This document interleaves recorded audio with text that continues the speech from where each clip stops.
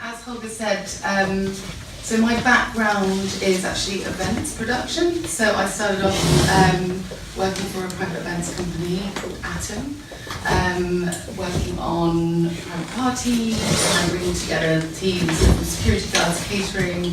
I would get involved in the set design, and then that led me into working on Catwalk productions. So I worked on the Top Shop show space, and for designers such as Erdem, Jonathan Saunders, so I did that for a few years. And then when I left there, I went on to an artist agency, and that was 5 years ago. So I've been an agent for 5.5 years, and I represent 6 stylists at St. Luke Agency, which is actually in this building. And yeah, it's fantastic. We have 7 photographers as well at the agency. And we also have 6 hair and 6 makeup artists, as I mentioned earlier. And I do a lot of agency sales, so I will go to Amsterdam, Paris, New York, Berlin, and as well as my director, sometimes we go together. And the purpose of that is just to get the agency's name and our artists' work out there. So it's very, very important to kind of cover the UK market, but there's also a lot of work in Paris, especially for beauty. There's a lot of sort of beauty brands out there, and then of course New York is where a lot of the commercial clients are based.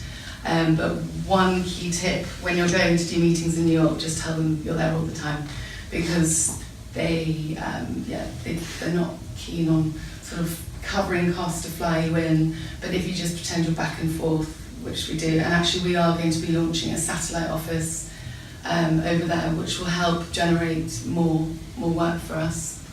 So. And the agency sales, does that mean like portfolio presentations? Exactly. Or then does it look like? Yeah, so we will present, we've got the A4 iPad Pro, and it's fantastic. We have an app actually called Portfolio app, and that's great because we have so many sort of subcategories and portfolios. We have commercial portfolio, editorial, a sort of stylist overview or photography overview, and we will take the portfolios on the iPad to the different clients that we're meeting. So it could be a production company, in which case we'll show everyone. It could be Document Journal magazine, for instance, in which case we'll show a selection of photographers and stylists that are relevant to the magazine, because it's not relevant for us to show some of the more polished commercial photographers or stylists, because they wouldn't book them. So we have tailored portfolios on the iPad, and that's one thing that actually I mentioned in the talk is to tailor to whoever you're going to meet. Don't just show them everything, because that's not so relevant maybe for an editorial client or a commercial client. It's different. So this image here, I thought I'd just sort of talk through that a little bit. So this was for Supplement magazine, which is a really cool independent title based in London. And one of our stylists, Pega Malek-Najad, she is the fashion editor of Another Man.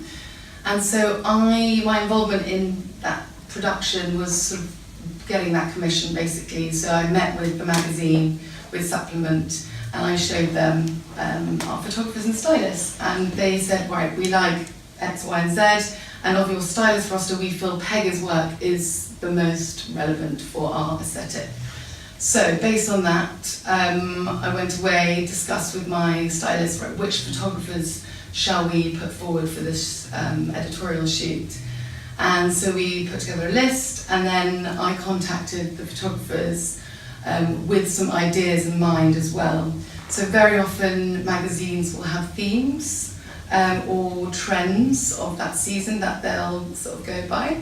And Pega selected a few themes of the kind of fashion week trends, and then Francesca Nizzardo, a very talented photographer, East Photographic, he loved her mood board and her work, and yeah, I worked with his agency on sort of optioning hair and makeup teams, and then liaising with the magazines as well, making sure the credits went over, and yes, that just came out about a month ago. But I thought it was just a really fun shot, and actually our makeup artist Rebecca Wordingham worked on that shoot. which was nice. So, team building. So it's really, really important to build talented and reliable, say, dream teams.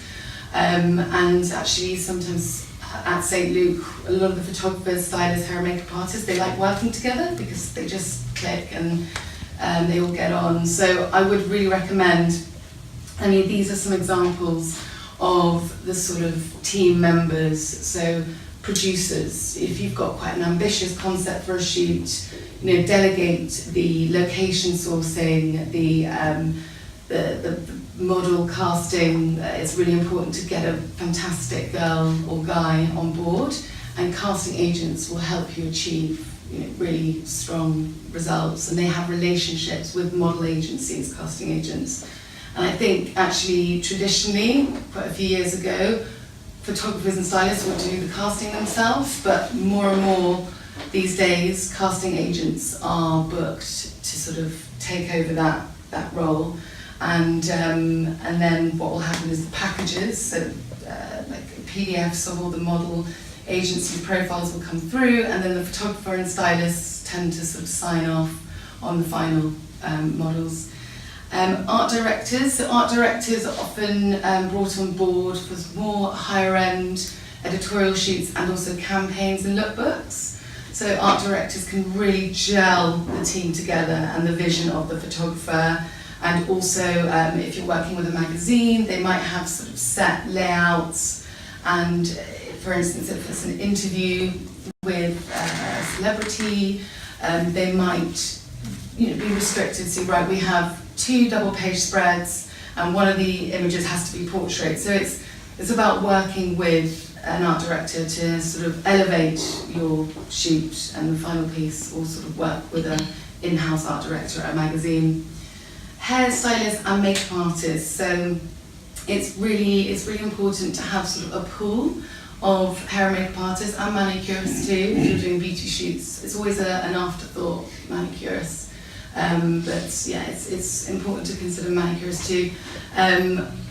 Meet with different hair and makeup artists. I think, you know, the key really to building strong teams is personalities and making sure that you get on and that you sort of share a similar vision and want to work for the same sort of titles and brands. Sorry. So, you know, it's always sort of, I always recommend nurturing relationships with hair and makeup agents as well, because I don't know if you guys understand like the first and second optioning. So say, you know, you're a photographer, I'm a photographer, and I want to book my team. So it's really important that you have first options on hair and makeup artists. You can have multiple options, so that's basically booking time on a hair or makeup artists, and having 3 second options, which basically means they might be available but they've got something else holding in their diary. That's not safe, because you don't want to get to 2 days before the shoot and just have second options. So yeah, make friends with hair and makeup agents, and having a go-to sort of handful of hair and makeup artists is really important. Set designers, so more and more photographers, I'd say, in the last sort of couple of years are using set designers. It's to kind of really create these amazing fictitious worlds, or creating something different. I think with set designers, you can bring the outside inside and take the studio outdoors. And if you can't afford to fly a team to Cape Town or, you know, the jungle, then bring in the jungle. And actually, one of our photographers, Dima, he had a shoot, and we've got still left over so many sort of fake plants and bushes and bamboos. And he made this really authentic looking outdoor shoot, but in a studio. So set designers, you know, it's great to sort of research set designers that I guess inspire you and can fulfill the concept.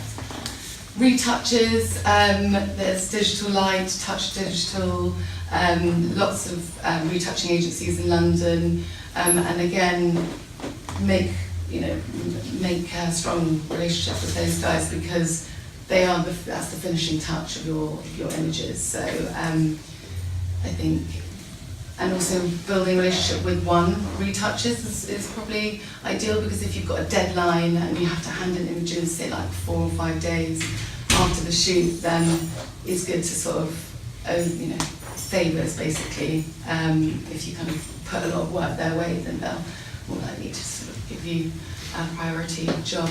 And then stylists. So stylists are integral in sort of bringing an idea to life and sharing ideas and developing concepts.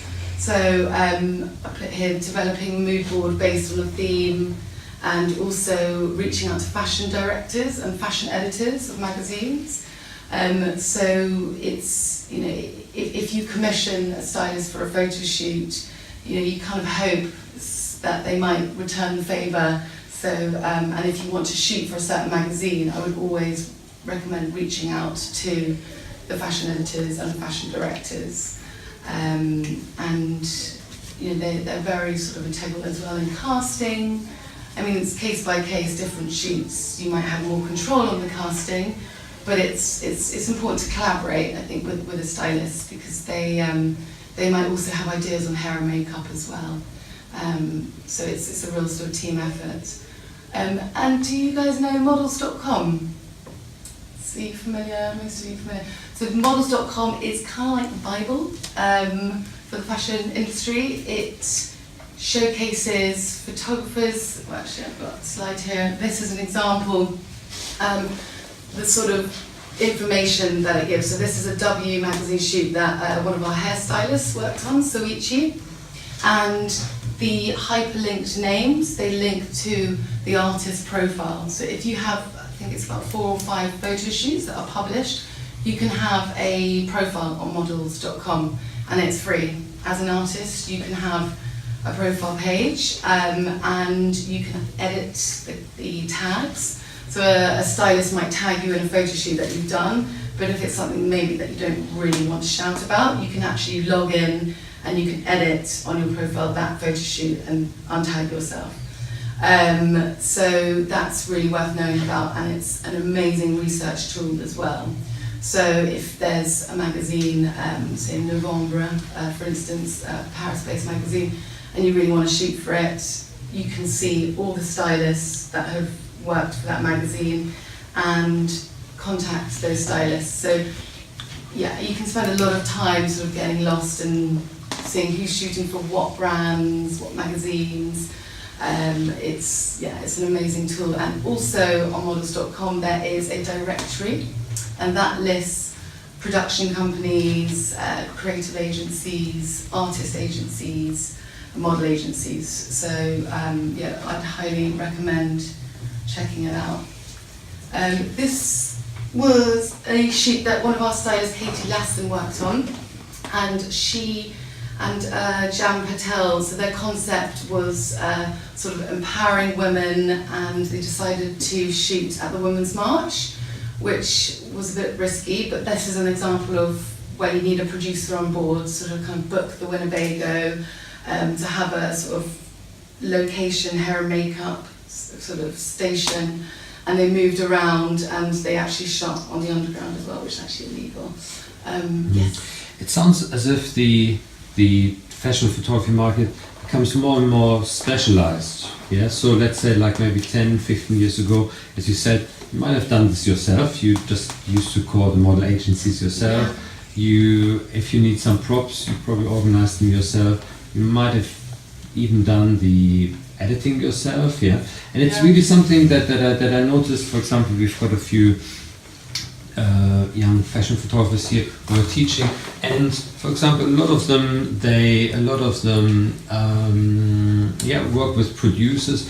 A lot of them give the images away for retouching. And what do you think why that is? Because I mean, obviously more people involved, that means more effort, yeah, maybe also more money, I assume.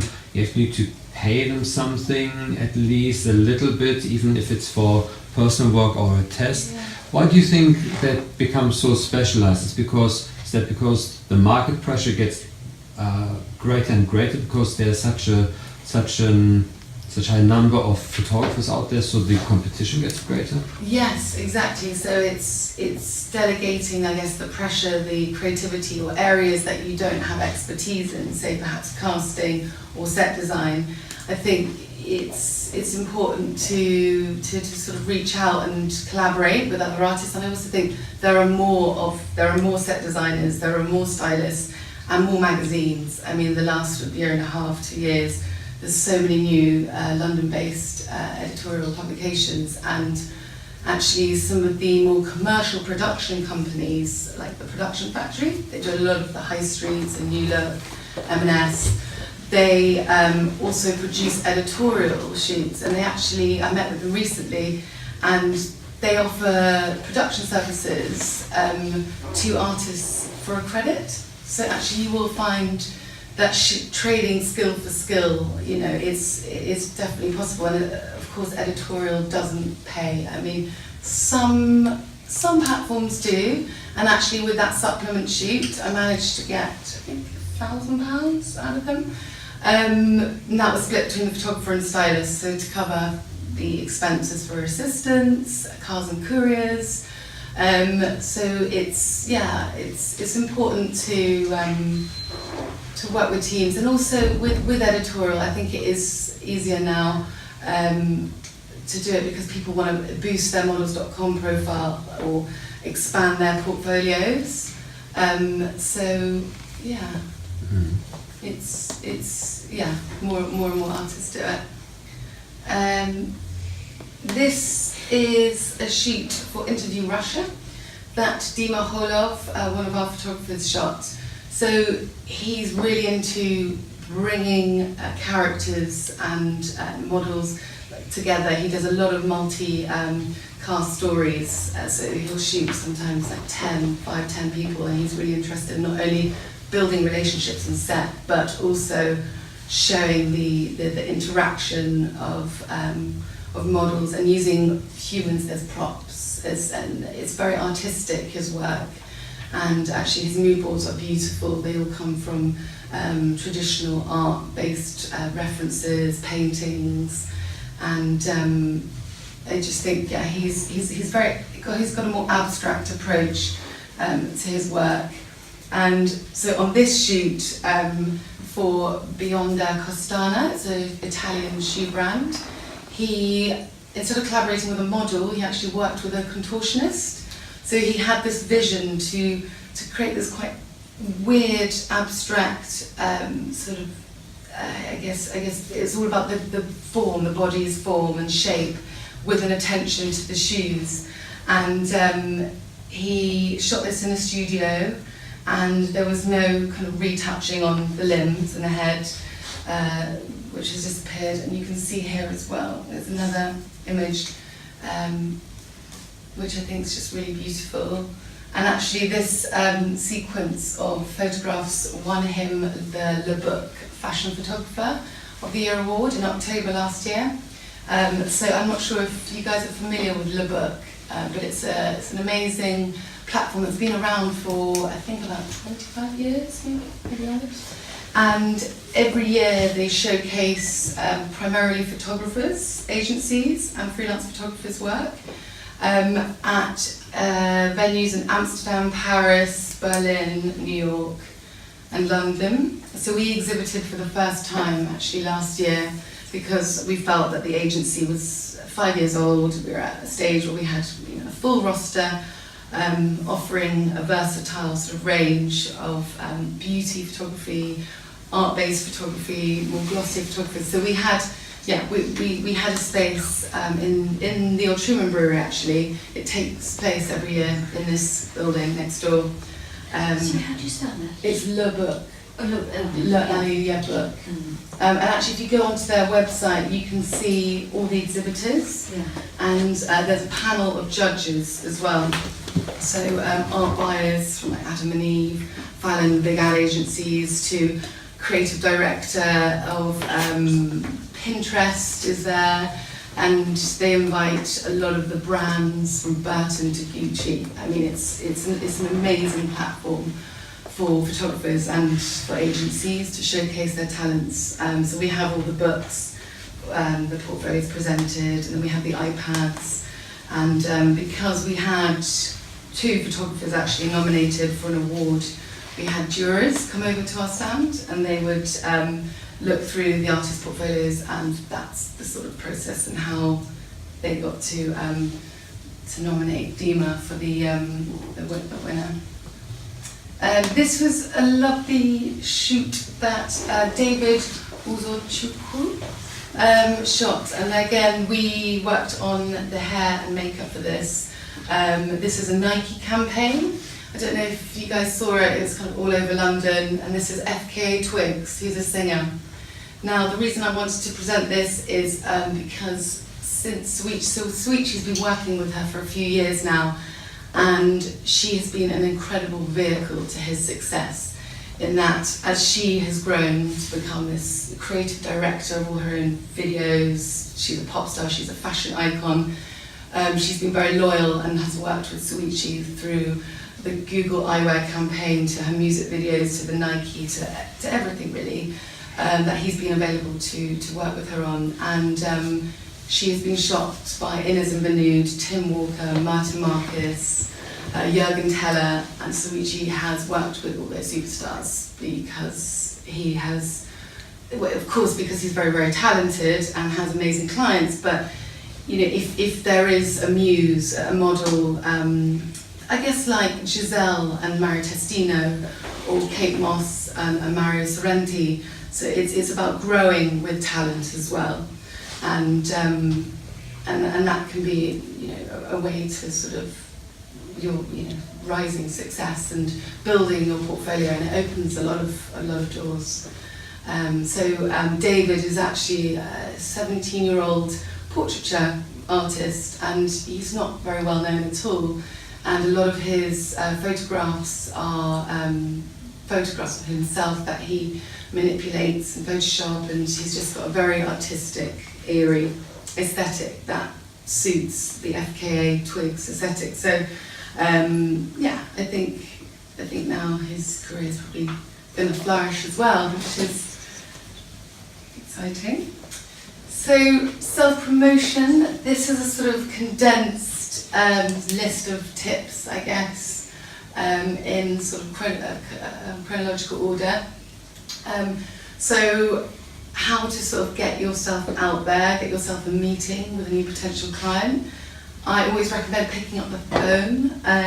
It's really nice just to speak to someone every day. You know, we're all on emails, and it can be just a bit more personable just to speak to someone and say, hi, I'm a portrait photographer, love the look of your agency, you know, can I come in and show you my portfolio?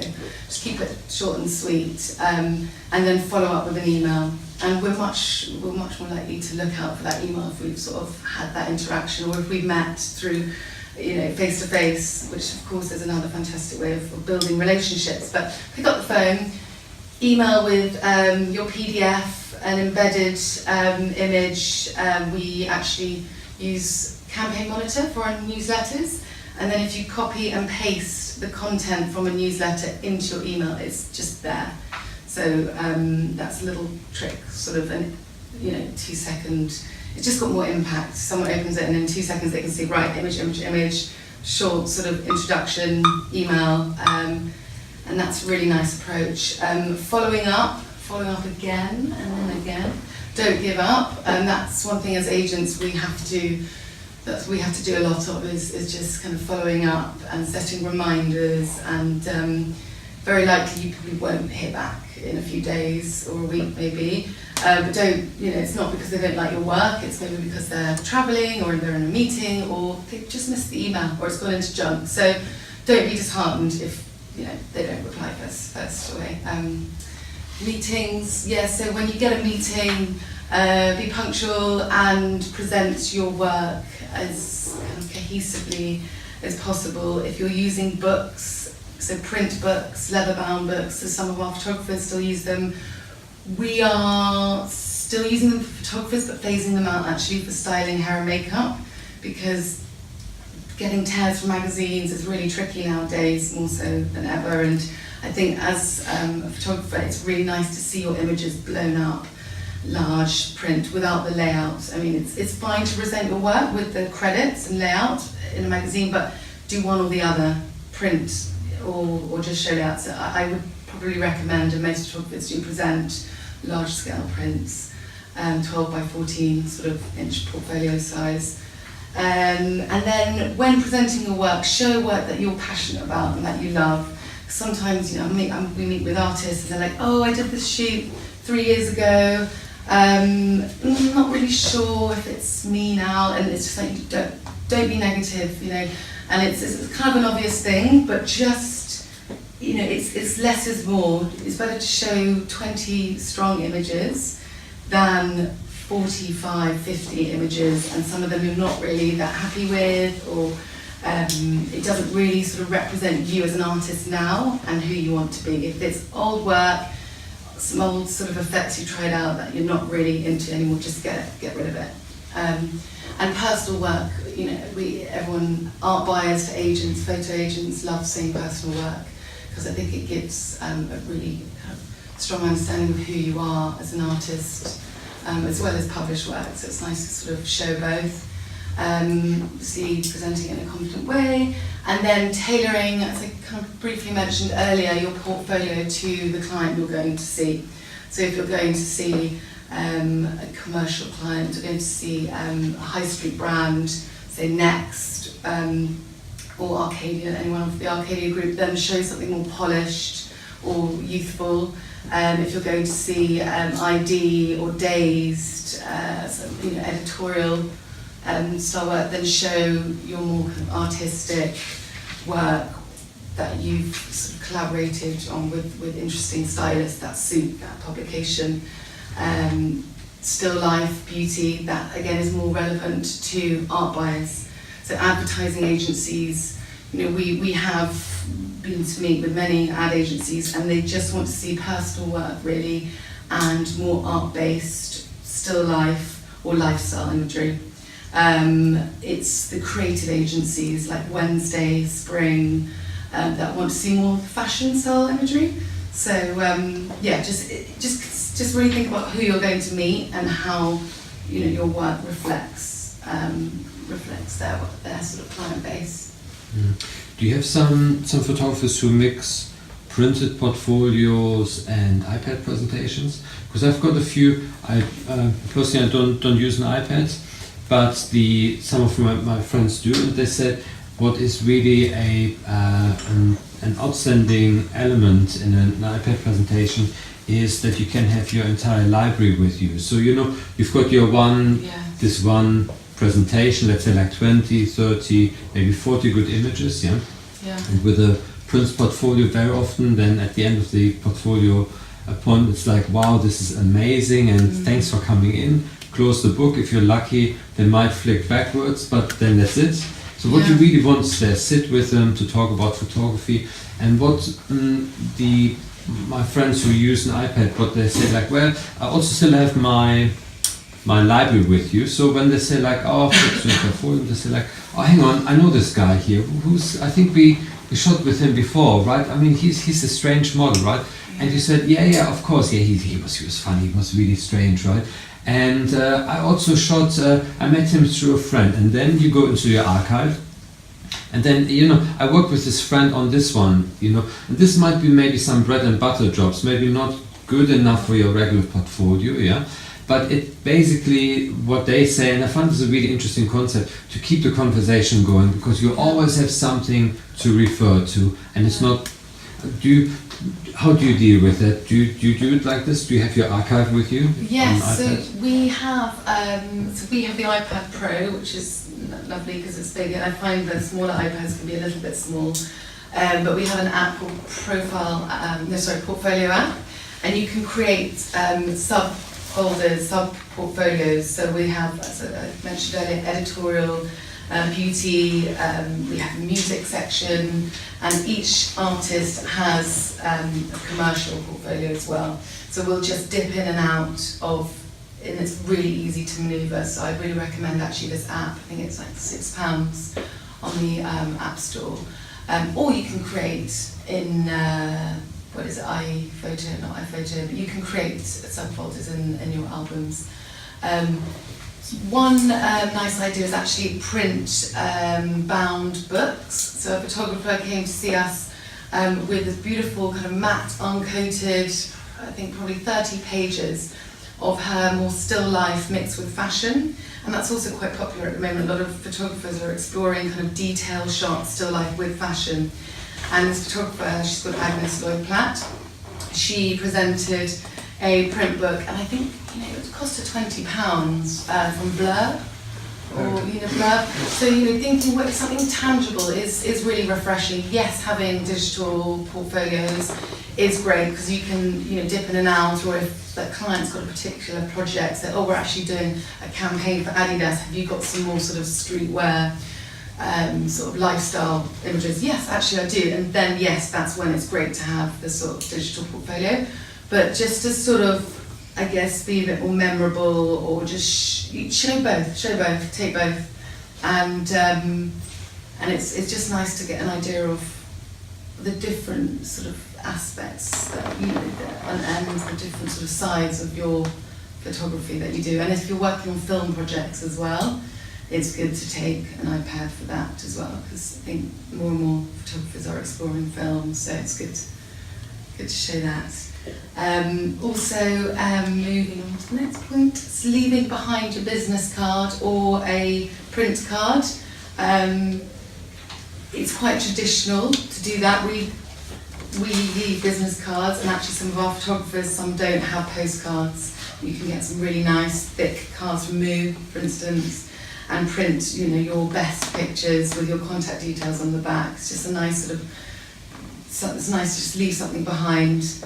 And then the follow-up as well. So just thank whoever you just met for their time, and send them a sort of reminder, a PDF maybe, of the book that you presented to them, or if you discussed a certain client, or if they're interested in seeing more, say, kids wear work or more still life work, then follow up with that. So a tailored PDF. And as agents, that's what we do. So we go meet with a creative agency, and they say, yes, we really like so-and-so for Westfield, and for instance, could you follow up with some more commercial men's and women's wear work that's relevant to that client. So the follow-up is just as important as the meeting itself, because that continues the dialogue, and that's that's something for them to sort of pass around the office as well, pass to their colleagues, their producers. And then weeks, months from then on, it's always good to remind people, that you're still around, what you just shot. So we send out personalised PDFs and also newsletters, so targeting specific people for artists. And then we also do newsletters, so we might just do a roundup of the photography division, and that will go to all the producers and commercial brands, and then we'll do a separate one with the latest editorial work. And with like MailChimp and Campaign Monitor, you can add in a bit of code, and it's quite clever because you just put hi and then bracket, first name, fullback bracket, I hope you're well, please see an update of my work, and you can send that to 3,000 people, and it's personalised, and without you having to do, rewrite each email individually. So that's a nice little trick as well, and updating clients is really important. So can I ask how often you contact the same client per year, let's say? Is it once a year, twice, 3, 4 times? So producers, so production companies, I mean, a dozen times, maybe more, because as they have new clients, regular clients, they change up their teams. It's just really important. It's about timing as well, like anything really in life. It's right place, right time. So if we're sending out a commercial mailer, to the production factory, and they're shooting their new look campaign, and they're looking for new teams, that's really important. So, and then with editorial, it's seasonal. So 4 times a year, we'll update at the beginning. There's a sort of calendar of when, at the moment, like everyone's commissioning again. So all the autumn winter issues just came out, and so everyone's starting to commission for the next season. But to be honest with you, it's you know, it's much. I'd say as a sort of on average several times a year, just kind of across the board. As a freelance photographer, you know, I'd say 10 times is probably too much. It's a bit like too needy, but definitely seasonally. Sort of during the shows is quite a good time because a lot of people, I mean, the designer clothes aren't ready to be shot, so that's sort of a downtime, and that's a good time to do meetings. So March, April time, and then yeah, it varies of course with commercial brands as well. And then sort of pitching, this is more to sort of pitch an idea to an editorial platform or a brand. So put your ideas out there, mood board them. Once you've got an idea and a title in mind, reach out to a stylist who can sort of build on your idea, and they can input as well on the set design, everything I spoke to earlier, sort of bringing that team together visually, set designers, putting together lighting references, location ideas, poses, casting, so sort of if you've got sort of a character in mind, or it could be a couple story, you know, sort of getting those ideas down on paper is really important, and then communicating that with the team before the shoot happens. We actually, you know, there have been shoots that I've been involved in where the stories are dropped because there has been a lack of communication, whether that be you know, the stylist, you know, the fashion editor of the magazine is like, right, we need to make this really luxury, focusing on the accessories, and if the photographer isn't sort of keeping that in mind and not getting those sort of detailed shots, and there's a lot of pulled back shots and you can't really see the accessories and the jewellery, then you know that you could run the risk of your story being dropped. And mood boarding your ideas is as I say, is key to make sure everyone's on the same page, as well as hair and makeup references. But of course, on the day, especially with editorial shoots, it's really nice to just sort of just run with it and be organic with the process. But yeah, communicate with your team sort of what the shot's about. You know, is it in the studio? Is the next one in location? Because then you're saving time as well on the day. So once you've got your idea, target the magazine.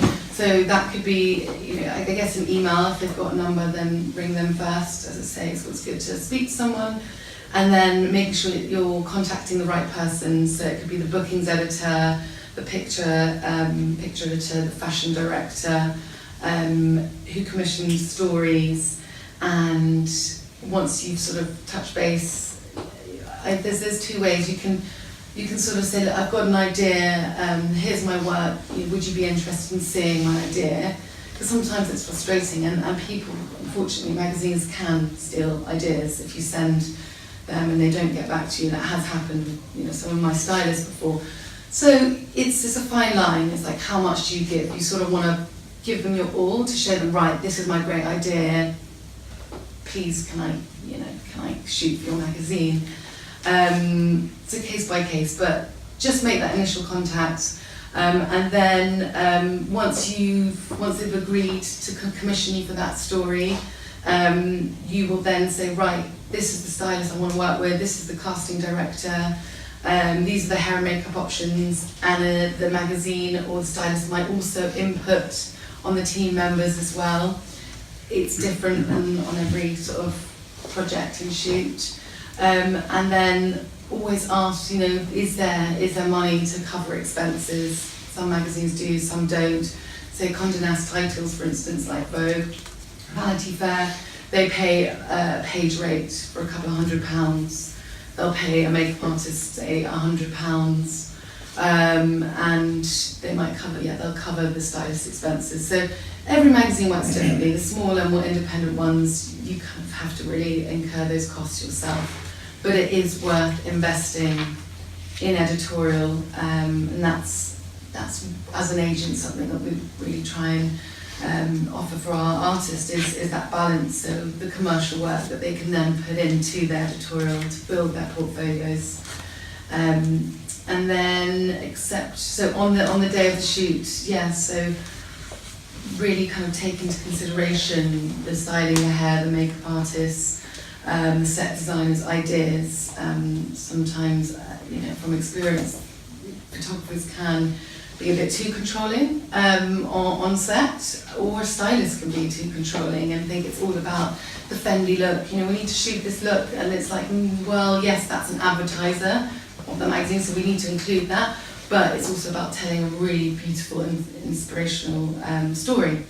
So just listening to each other, and then also on the final edit as well, just sort of taking into consideration the magazine's art direction, layout, and also, are you getting in those key advertisers? Because more and more, especially the kind of Hearst publications like Elle, Harper's Bazaar, and then the Condé Nast titles, you have to sort of tick off the key sort of advertisers that are published in the magazine. And then submit the final images with the credits, and making sure that all the credits, not very often, sometimes credits can be spelled wrong, so the artist names are incorrect, or the models' agencies not credited. That's just a nice sort of thing to get right at the end. Can we maybe step a few steps backwards, because the let's say, like, if there is a young photographer who decides who wants to break into the fashion photography market, it's probably not that easy making those first few steps. So for example, if I go to models.com, Google, I don't Google, but let's say, like, look up the name of some great stylists, I contact them, and they're nothing, because they might check your webpage, your own personal work might not be in the same weight class or in the same league as this stylist, basically, and they just don't react. Sure thing. So I think it's a bit of a question of the hen and the egg, basically. So what actually comes first? So this kind of organic development. I remember, at the beginning, like, whatever, when I went to Dazed and Confused, and they said, like, we don't do portfolio appointments at the moment, we only do portfolio drop-offs. Okay, so when do you do portfolio drop-off? And then you dropped off your portfolio, and of course I prepared the portfolio. I put a little, I had longer hair at that time, put a little hair in there, just checking if they actually had a look at the portfolio, basically, And of course they didn't, So you actually arrived there at Dazed and Confused, and then you've got this person, the receptionist, and you say, like, I want to drop off my portfolio for the portfolio review, portfolio drop off, and they go like, whatever, just put it there, and you already go like, okay, are they actually looking at it? And then in the end they don't, and you go like, gosh, so, or let's say, like, I called Tank. And I said, I would like to show you my work, basically. And they said, like, send us your email address to this and that. Send us your images to this and the email address. So I did. It bounced back, And then I called them again, talked to someone else, and they said, oh gosh, who gave you that email address? We haven't been using that for the last 3 years. And you go like, gosh, really, like, you can't help that there is actually some form of, let's call it an obstacle, basically, where it's just not that easy just to get in and to meet some people who are just almost kind of open and looking for new artists to kind of collaborate with. How do you suggest taking this first hurdle? Sure. So before the models.com, I think I always recommend, when you're in your sort of earlier stages of your career, reaching out to, so if you're a photographer's assistant, reaching out to stylist assistants, and also looking at credits as well in magazines. So it is research. You've got to do your research, and also targeting the sort of smaller, more independent titles. Even if you go to the Tate or Artworks on Rivington Street, or Jala, it's a newspaper magazine shop in Spitalfields, they have an amazing array of magazines. So I would start by sort of researching it's stepping stones. So publications that are more realistic, that aren't the day's IDs, Vogue, Japan's, but are sort of more independent. And then also, Instagram is a really powerful tool. If fair enough, you don't want to spend 60 quid on a pile of magazines. So researching through Instagram, everyone's credited. So finding talent, and actually a lot of our guys get booked. The power of Instagram is just insane. So definitely sort of research through social media.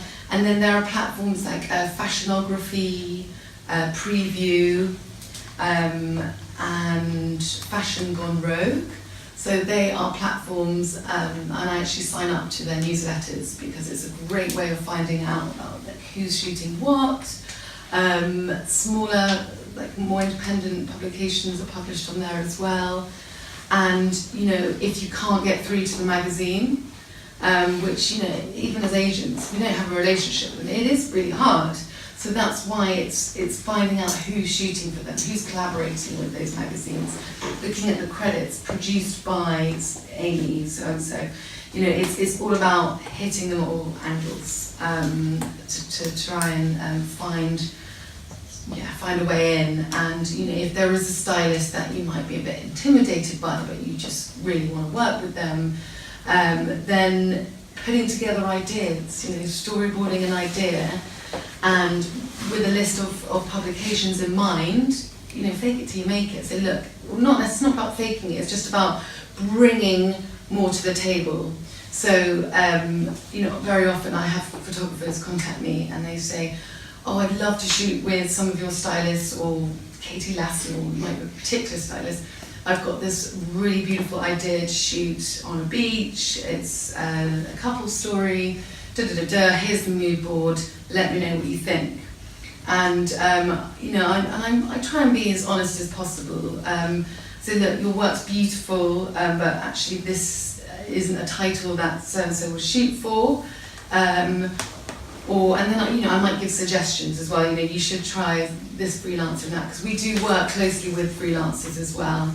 And a few of my friends are freelance artists. So it's just kind of being on people's radars and pitching ideas, mood boarding. Vogue Italia, vogue.it online is actually a really amazing platform for emerging talent, and they're quite accepting of ideas. And if you're not a well-known photographer, that's a really good platform. And then there's Off Black, Teeth, what other magazines? Pilot is kind of a cool magazine. They had a launch the other day that I went to, and they actually focus on analog photography, and they don't believe in retouching. So a lot of all the photography in there is documentary, fused with fashion, a bit of still life, and it's got quite a raw, artistic aesthetic. So I guess it's about researching which publications kind of resonate with you and that kind of you feel match your aesthetic, and then write a sort of plan A wish list, plan B wish list. And so plan A is like the realistic online publications. So if you can't maybe shoot for the print publication, then try online. So like Volt, for instance, Volt Online, or Hunger.tv, Hunger magazine. They are also a great platform for sort of emerging talents, and they also accept moving image submissions as well. So shooting online, contacting stylists, that are working with these magazines, and vice versa. And I think that's about enough for now. That's probably a good start, anyway. And yeah, I think that is sort of the end of my presentation. But if anyone's got any questions, then please fire away. Do you use also LinkedIn, for example? LinkedIn? Yeah. Yes, so Other way of connecting with people and checking them out. And so. yes, actually LinkedIn is increasingly more useful, especially as agents, where we need to sort of be on top of knowing who's working where, because people move around at brands, at PR companies, and yes, we use that as a research tool, and I would recommend using it as well. And you can just add them or send them a message. People, actually a lot of artists do contact me through LinkedIn, and I do take the time. It might take me a few weeks because I'm not on LinkedIn that often, but I do actually take the time to look at LinkedIn.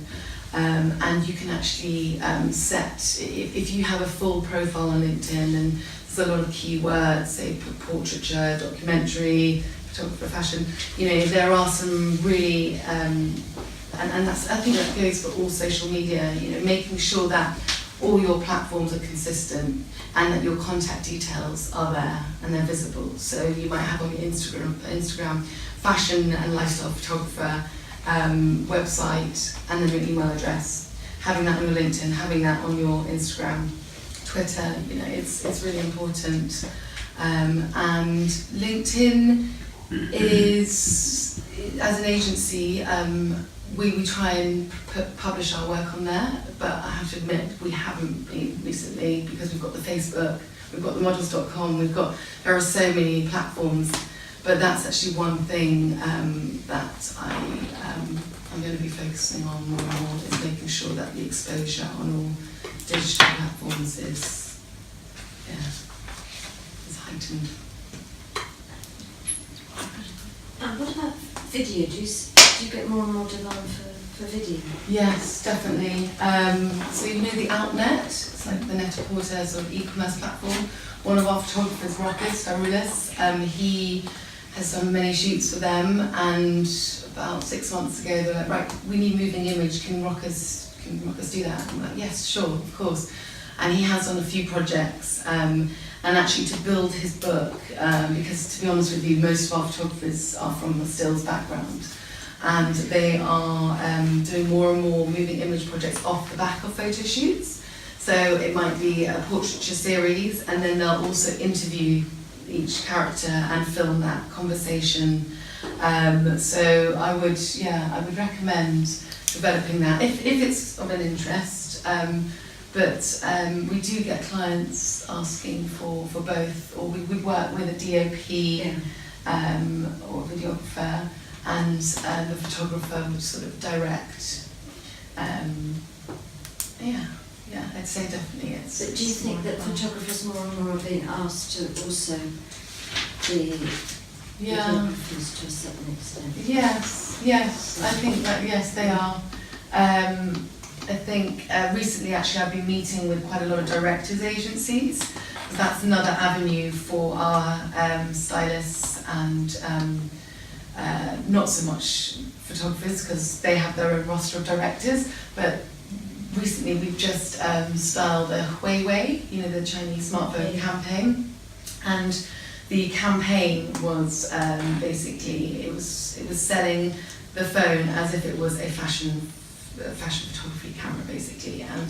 And if you look online, it's I think there's like 4 different models, men's and women's wear, styling, and then the phone is moving image and it's stills. And so the latest Huawei phone is being sold as a camera you can shoot fashion photography and films on.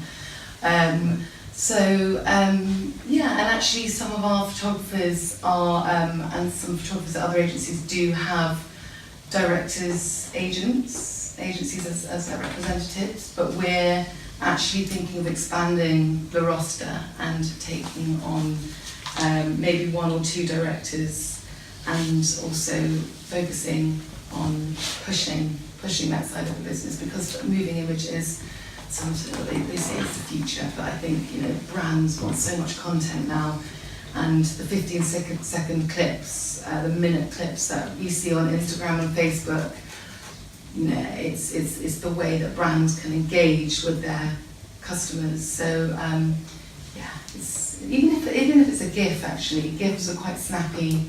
You know, you can think about telling a story through stills, but layering it into GIFs. I think that's quite a nice and popular sort of thing that clients want, definitely. And based on what you said, so it's possible to be in touch with the agency, for example, like yours or other agency, with just some mood boards of an idea. It's correct? Yes. Okay. Because sometimes, for example, it happened to me. Sometimes when you are working on a mood board, you don't really know with which person share this. Just because you start to develop your idea and you are sure about your idea, but you are not sure who is going to receive this idea. And if I think about some shooting that I did with models and trying to find even dressing, everything, I know that it's a huge work. So I love the idea related of different figures, no, hairstylist, because it's really difficult to grab a great. And so I was thinking that it's strange to listen about it, because sometimes maybe you are afraid about you have a fear if your idea is stolen. I don't know, something like that.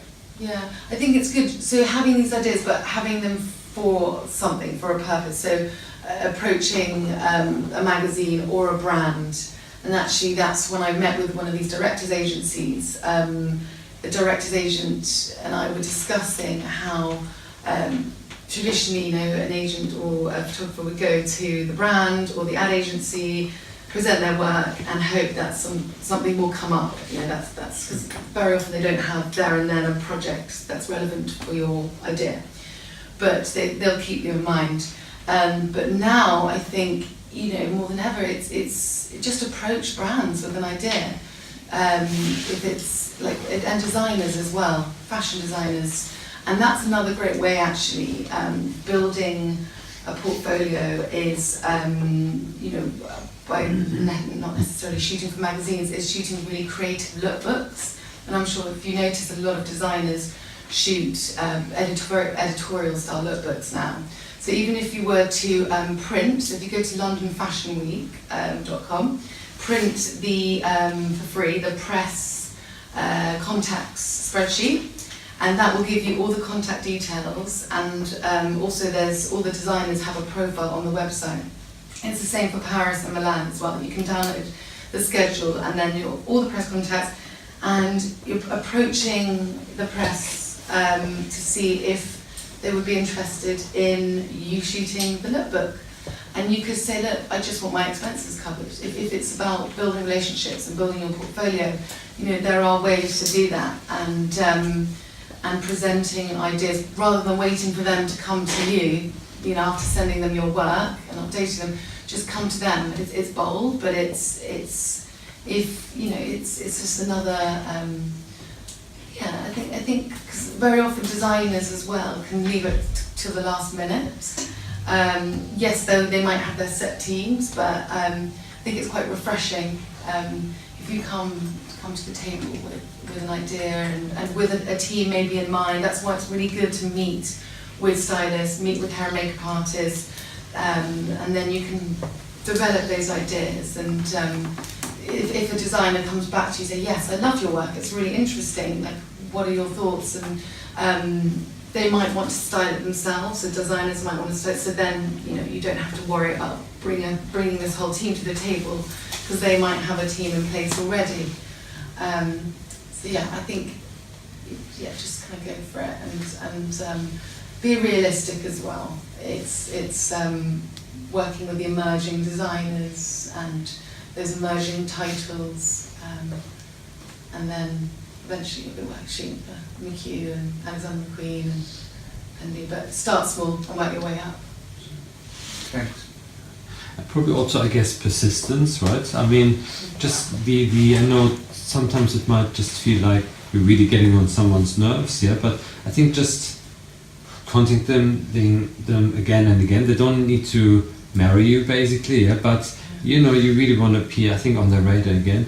I remember like one of my friends, he used to be do you know Stefan Schneider, you know, Yes. in Antwerp, yeah, his first assistant. And they also always had this kind of, those two photographers, they were like a female photographer duo basically, yeah. The kind of raiding their atelier, their studio basically. Everybody hated them, yeah, and they were like, oh my god, they're there again. No, the doorway, oh my god, they're already in, yeah. You talk to them, no, I'm busy, you talk to them. Yeah. They were hated basically, yeah, and they were completely disliked really. And then at one point, Stefan Schneider, lookbook, Paris Fashion Week, and the lookbook and the photographs and the photographer, actually we don't even have a photographer really here. And you know those two girls who always come in, the you know the ones, you know, don't they have their card here somewhere? Where here it is, let's give them a call. And you go like, damn it, really, you know, really often you might feel like, you know, you want to be the nice guy basically, that they actually really appreciate somehow. But I think a lot of people, they squeeze themselves in just through sheer persistency, really. And if you're then at the right place at the right time and they really don't find the right photographer, and you just were there just the week before and you left your card again, and they go like, gosh, this is just the last time. And then he said, yeah, then they use them, I mean, for the next 3 years basically, really, because they just got used to it, really. Yeah. So I think, yeah, persistence, just sheer persistence is so important. Definitely. And even like one of our photographers, Mary Zucker, she shoots backstage for Document, Vogue Italia, and that's kind of her way into working with these magazines. So if it's shooting for online or shooting backstage, if you're really into like the process, and actually a lot of people are, and it's behind the scenes.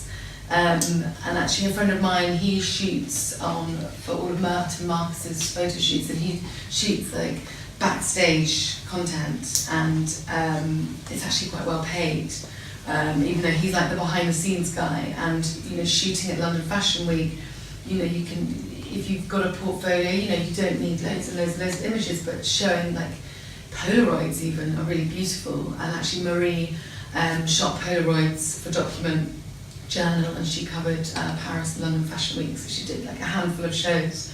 So that's a really nice way of sort of getting in there and being social, you know, meeting people face to face, trying to go to as many events as possible, signing up to newsletters and launches. You never know who you might be talking to at an exhibition, or it's being armed with a business card, you know, and or even if you don't have one, just, you know, what I do is I just take the person's email address and I copy myself in, and the next morning it's ding, it's in my inbox, and it reminds me to follow up with them immediately.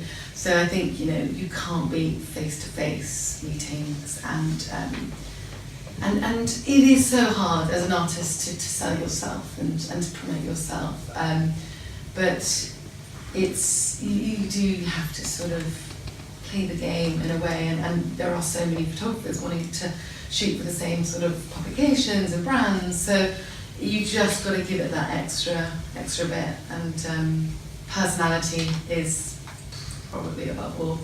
I mean, having an amazing portfolio, but, you know, being positive and working with your team members or potential new clients, and being appreciative, and all those, you know, positive sort of attributes, that will get you really far. And when it comes to putting your portfolio together, whether it's on, you know, your website or your Instagram, you know, just remember less is more as well. It's not about putting like all 20 shots from that photo shoot, just put 4 beautiful ones, or like for instance for the stylist portfolios we put 6 to 8 max, and then same for photographers actually, because that's enough to sort of tell that story and get the ideas across, make it punchy, start strong and end strong. I don't know if you've sort of crossed over the sort of portfolio side of things, but when we put together the portfolios, you start with a really, really strong series of images, and then you end with a really, really strong and powerful image at the end. Yeah.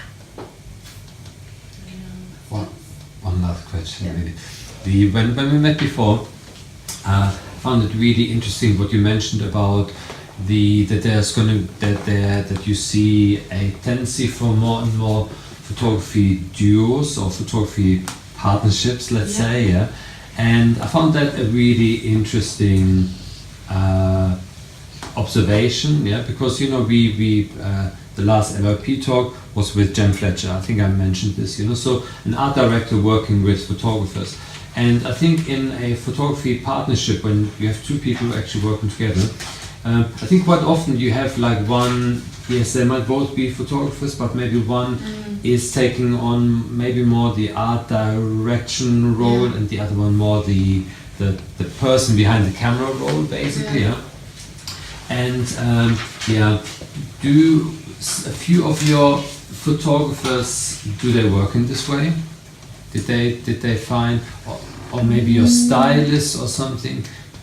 Not any photographers actually on our roster. They might work with art directors for a photo shoot, but actually a duo of friends of mine, they're called Hill and Aubrey, and they're two guys, Tim and James, and they started off shooting sort of just cute chubby kids, basically portraiture, really sweet kind of documentary style, and they hadn't really shot anything in fashion. I was like, right, you've got to work. I think you really get on well with one of my stylists, Richard, and this is like maybe 2 years ago, because I saw potential in them, and they're interested in fashion, of course, as a sort of industry. And Richard Sloan, one of my stylists, he's very into sort of youth culture and quite androgynous styling, but also nothing too sort of glamorous and fashiony, if you like. So I thought this would be a good pairing.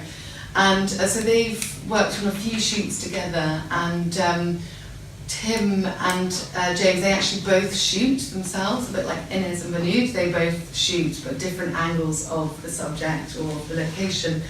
And what's quite nice as well, and you see this more and more in duo kind of shoots, is that you have kind of landscape imagery or like the setting and details and crops, and then you'll see the kind of main fashion image. And I think, it's increasingly popular because I think more photographers want to sort of, I guess it kind of strengthens the idea and the concept if you have an art director and or two photographers, because then you just have more imagery, different angles. It gives it depth, I guess. Bottom line is sort of why a lot of these photographers pair up.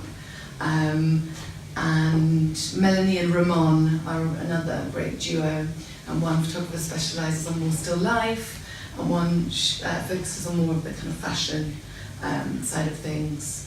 And also you can split the costs of things like studios and retouching, lighting. But yes, again, then you have to halve the costs of the fees. But I think it's nice to work as a team, and there's more and more photography duos. So if you do feel like maybe you've got this idea but you're not sure what it's for, like what it should be for, then there's no harm in partnering with a stylist or an art director or a graphic designer, to bring that idea to life. Would you say like a big majority of photographers have retouchers now, or not? Or it's not that big? A lot of them do it themselves. It depends. It depends if it's an editorial shoot, and they're not that busy. For instance, a photographer will probably just touch it up themselves. A lot of our photographers, most of our photographers have their go-to retouchers that they have a really good relationship with, and they know that they can deliver the results. Because having a retouches that over retouches or gives it's too polished, that can just kill your images. It's really important that you kind of, I guess, trial and error, isn't it? Just seeing which retouches works best for you. But I would recommend sort of maybe doing it yourself, or there's actually a place in Brazil that we use, and it's £50 image, I think, as opposed to say £200, 150, £200. If you email me, I can send it to Holger. Can't remember at the top of my head, but you know, there are ways you can outsource those overheads without it costing an arm and a leg, and printing as well. There's many websites like Pro-Am Imaging. So if you resize your images to the size that you want them, so 11 by 14 or 11 by 12 for instance, and it's CMYK, it's 400 DPI, it needs to be all the right settings, then you can just email the zipped folder over, WeTransfer to Pro-Am Imaging, and they download it. You pay for it online or on the phone, and they literally, all they have to do is download and print.